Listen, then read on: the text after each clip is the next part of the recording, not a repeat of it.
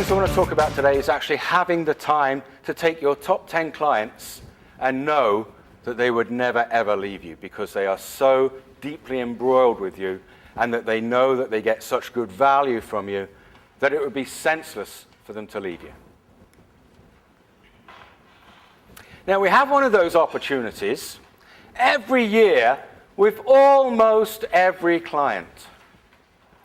And what I'm going to suggest today is that if you have a client where you don't have a year-end review and you sit down with them and you go through the financial statements, maybe they're just a tax return client, then maybe we shouldn't be acting for them anymore.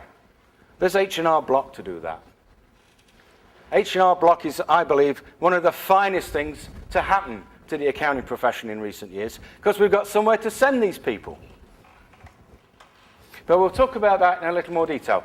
Where we've got the year-end meeting, we've got an opportunity to sit down and say, Mr. or Mrs. Client, this is what you achieved last year. And that's history. I cannot change fundamentally what you did last year. Okay, we can do a little adjustment here or there in provisions, if you like.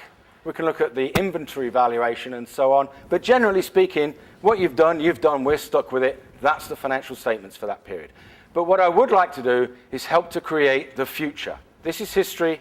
Let's look at building a better business for you because this is what clients want.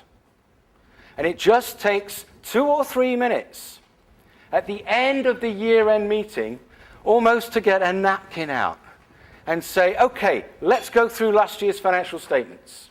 This is what your revenues were last year. What do you think they're going to be this year coming?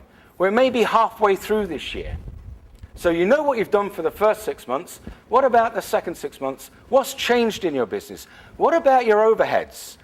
Have you expanded the factory, taken on more staff? What's changed in your overhead structure this year compared to last year? And then write that down. And now, taking last year's financial statements and adjusting those numbers for inflation and for changes in the business, within 2 or 3 minutes, you've got a projected income statement for next year. Now, based on that, this is the sort of tax that might be due.